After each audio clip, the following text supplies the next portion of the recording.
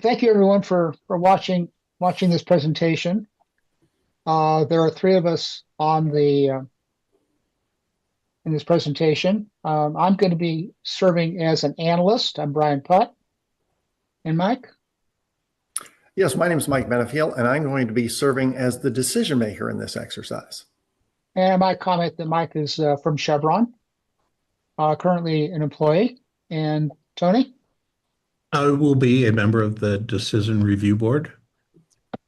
And he is a retired member of a retired employee of Chevron, as well as I am. So we got a lot of Chevron expertise here, but that's fine. And so why are we doing this presentation at all? Well, oftentimes the decision executive, the person who's going to make the decision, is concerned about spending too much time and money on a project. He wants to just get on with it. They're saying, I don't understand where the value is coming from on this VOI. It's just a number you've pulled out of the air. I don't understand it. And so why do I want to spend this additional money on some sort of test or pilot or whatever you might let it call it to gather information? So what we want to offer to you today is a procedure to determine whether we will increase the value and by how much, to have a better understanding of the value of information, both the upside and the downside of information. Because there is a downside. It's not a single number. Okay, so let's start the DRB here. Thank you, Mike, the DE, and Tony, board, for hearing my proposal here on an opportunity to evaluate this prospect.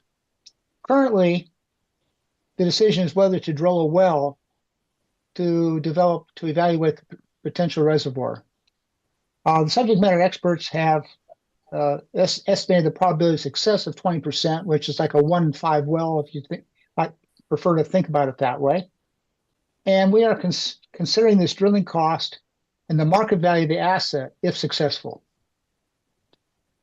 There is a proposal, however, to do some sort of test or additional work to determine if the well is likely to be successful.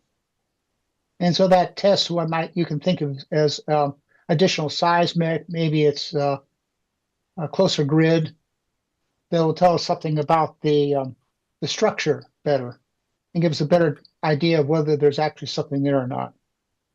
And I'll just jump in here, Brian. I think one of the things that, I am pretty comfortable with this portfolio that we have, and that this prospect does fit within our portfolio and is something that we would do. We would drill this under the current circumstances, and I'm comfortable with that. And that's basically the background of the reason why we're wanting to know where the value comes from in this, and how we can understand that.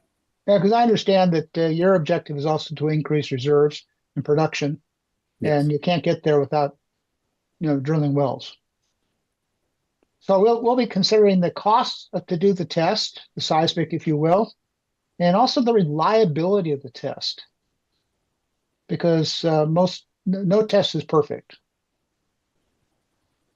So we're going to the opportunities to increase the expected value of the project to drill a well by gathering information on the success before drilling. Information on success.